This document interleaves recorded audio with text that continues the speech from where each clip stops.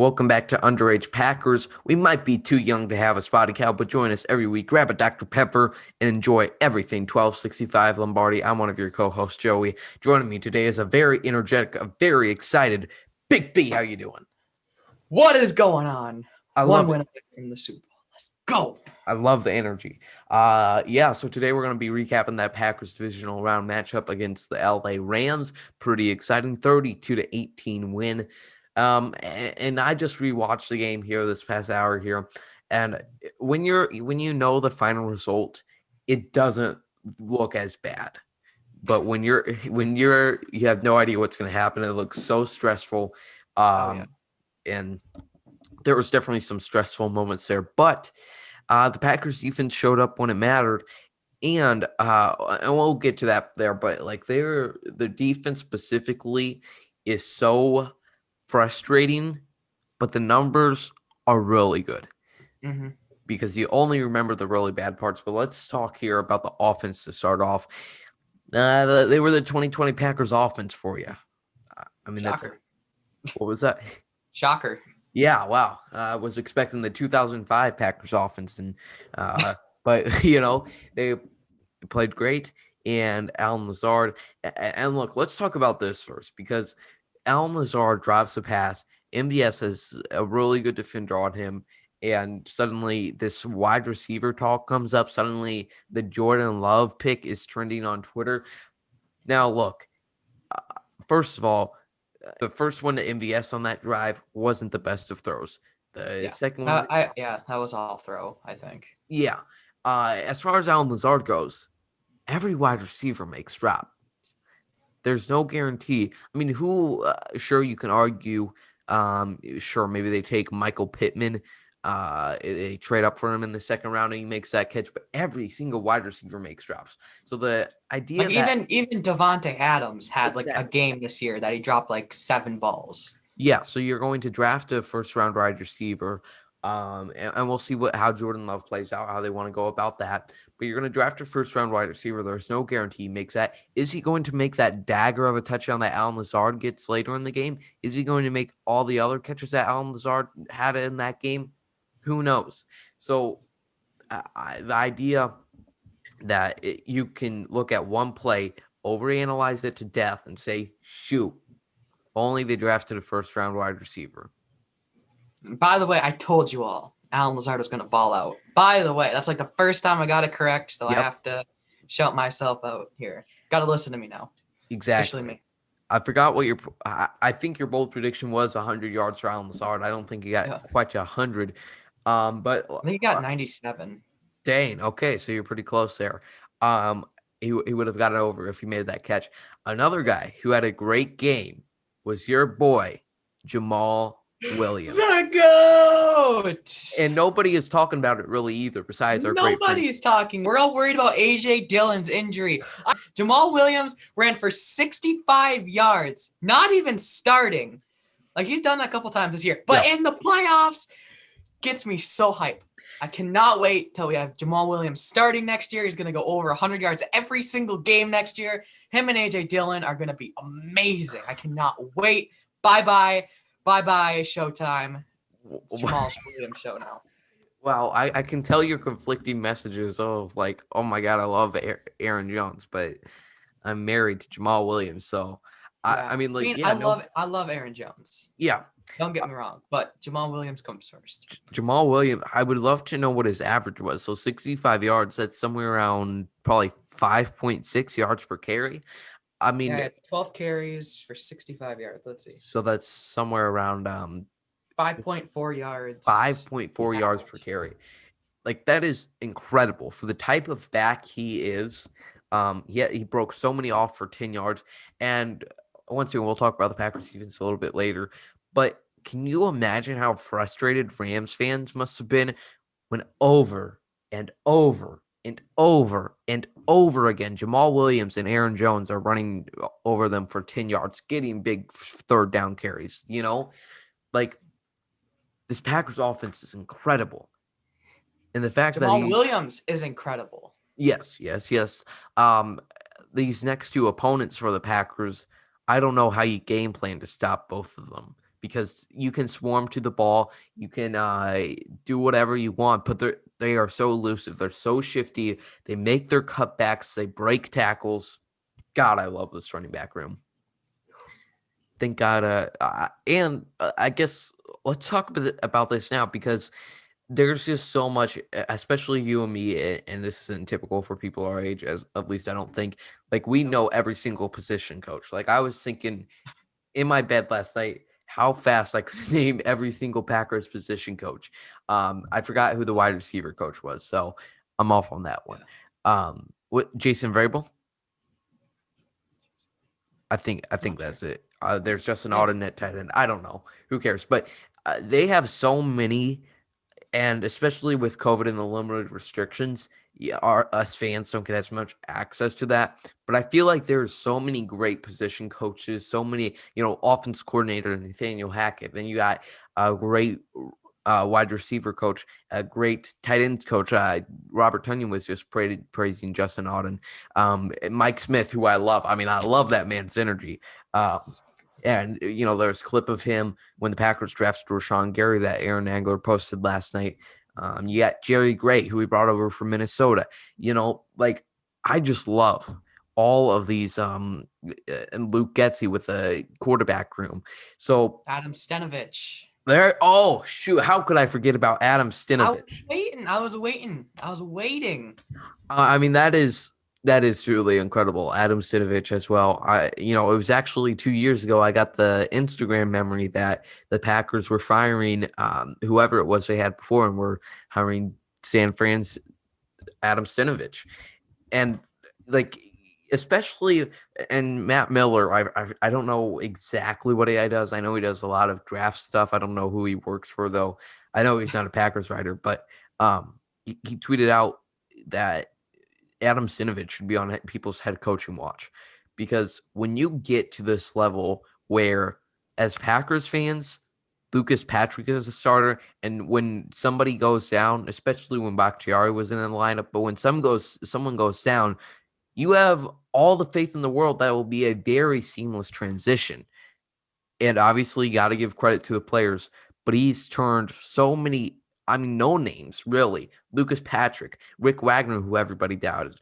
Who the He's hell is Billy Turner? exactly. We paid $4 million, 4 years, 28 million for this guy that dresses like your great aunt. Like, and now he's having a phenomenal season at left tackle and right guard.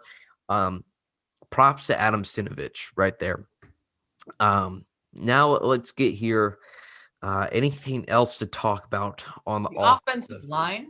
Are we going to Uh-huh. talk about that a little bit more? Or Why not? Let's do it. I mean, let's talk exactly how they matched up with the Rams all week. All week. Aaron Rodgers has to get the ball out fast. Aaron Donald, I had plenty of people in our comments section.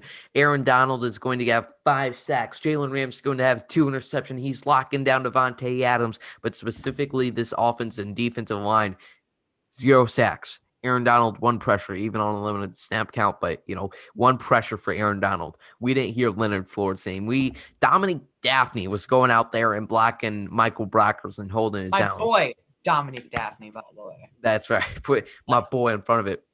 Um, there Aaron Rodgers had plenty of time in the pocket.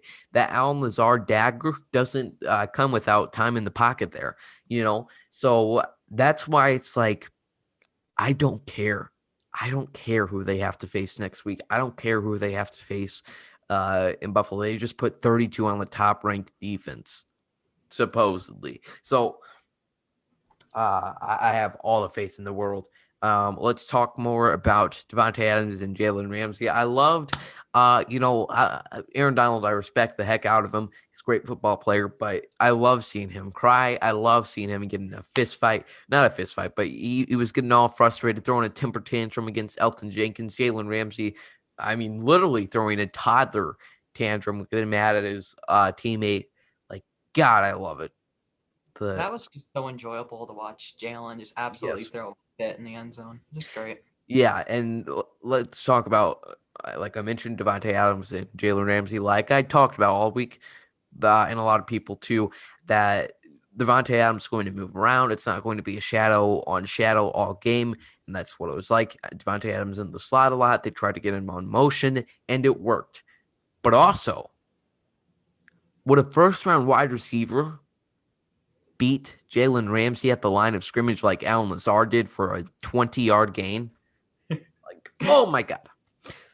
And Jalen Ramsey allowed a passer rating of 144.4. I asked you this last night, but Big B, how quickly did you realize this wasn't going to be the popcorn matchup and be a pretty one-sided affair against Jalen Ramsey? Probably on Devontae's first catch. Jalen Yep. wasn't even covering him Yep. on that play. But I was like, oh, Devontae. All Yeah. right. We good. Devontae's going to be Devontae. And he didn't have his biggest game as typically. But, unless he hits 120 yards and 2 touchdowns, that's not a Devontae game for him. So it'll be interesting to see how he plays next week. And they did great at moving him in the slot. And they really used him a lot more in short yardage situations and on those screens. All right, let's talk here about the defensive side of things now. I just did some investigating here. So in the last 7 games, the Packers are averaging 18 points allowed. If you add that Colts game, in the past 8 games, they are averaging 20.3 points allowed. And the Packers offense is averaging somewhere between the late 20s to 29 to 38, somewhere in that range of points scored. So once again, I'm not scared. Oh, yeah. They face so many different opponents. They've been faced with a lot of challenges, and they're playing their game no matter what. The most frustrating thing you can point to, I mean, they had 8 drives, scoring on 3 of them, and on the drives they didn't score, they had a total of 28 yards. Unbelievable. Plenty of 3-and-outs there. I love the 3-and-out to start the game. Gave us all the momentum in the world there after scoring a field goal. Or no, they got the ball first. Yeah, they got the ball first. 3-and-out. We score a field goal. That was a pretty bad drive, but at least we held them to a field goal, and defense played great. The frustrating drive is the one before half, but shoot, what are you going to do? I mean, Big B, because there's a lot of this defense going to cost us the Super Bowl. I mean, we've had that happen to us many times. The last year, 2016. Do you think this defense is as bad as people make it out to be? Well, if you look at the stats, absolutely not. They've been playing amazing. I really do think that there's only maybe 2 drives in the entire game that are really gets everyone just riled up because we're playing soft. Yeah. And I think this defense is 100 times better than what Twitter is making out to be. Yeah, and I think back to, I mean, can you imagine how frustrating it is? I can't remember if I mentioned this earlier in the episode, but to be a Rams fan and have the number 1 ranked defense, you're listening to all the talk, and all of a sudden this offense puts 32 on you. I know we're the number 1 scoring offense, but I look at some of that stuff and I'm like, man, if the Packers allowed that, I don't know what I would do. And we'll watch. Everybody just needs some perspective at sometimes, and I feel like that's especially lacking with the defensive side of the ball. I mean, the Chiefs' defense is not the best by any measure. And this was a game where the defense didn't get any turnovers, and they've done that plenty of times in the past few weeks. We didn't see Adrian Amos get an interception, no first forced fumbles. So overall, great performance by the defense, only allowing 18 total points. Yep. All right, so let's get some final thoughts on the game here. This team can beat anybody.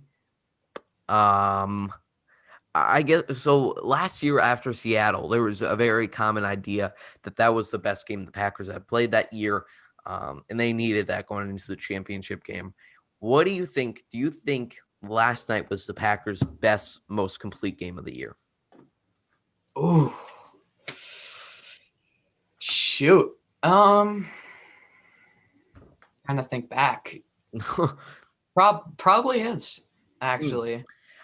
I would think it's definitely up there compared to Chicago. Week 11 was a great game. Tennessee Yeah. was a great game. But yeah, this was a really complete game. Or a really, they're playing their best football in January, which is exactly the time when you want to be playing it. Um, and yeah, I'm really excited for these next two games to end it off. Let's talk about, because right now, as we're recording this, we don't know who comes out on top of the divisional matchup between the Tampa Bay Buccaneers and the New Orleans Saints. But I mean, the theme of this episode is who cares who the Packers are playing, really. Um, we talked about last night. We don't care who they're playing. I wouldn't have a preference. And because really, should the Packers be more scared of Alvin Kamara than the Saints are of Aaron Rodgers in a 30 degrees Lambeau Field, and it's actually going to be a lot colder, and it looks like there's going to be snow on the NFC Championship day? I would rather be on the Packers side of things right there. Uh, and I know if we end up playing the Bucks all week on Twitter, there's going to be hoogie boogie about the week 6 match, but who cares? This is a very different team right now. Yes. I guess let's end it off here with I don't know what to do, but Packers will be back this Friday. I don't know who our guest will be. I have a guest in mind, but we will be back this Friday with the guest to preview whoever we end up playing. Big B, final thought, final play. Give us the best play of that Packers Rams game. The Alan Lazard touchdown for Yes. the day. Yeah. Oh shoot. There's two Alan Lazard passes you have to think of. I would agree. I mean, that was a great pass right there. I also loved Robert Tonyan. It's a shame we couldn't get a touchdown before the half. I mean, a great pass to Devontae. I mean, and then that pass to Robert Tonyan as he's going down. Oh my God, that is prime Aaron Rodgers. I would love to see like a draw chart of that where he goes out to the left, he goes back inside the pocket, he goes through a maze and darts it to Robert Tonyan. So yeah, it's a shame we couldn't get a touchdown on that. But we're gonna end it off there. Packers get the victory. 8 more quarters. Thanks everybody for watching. Go Pack, go.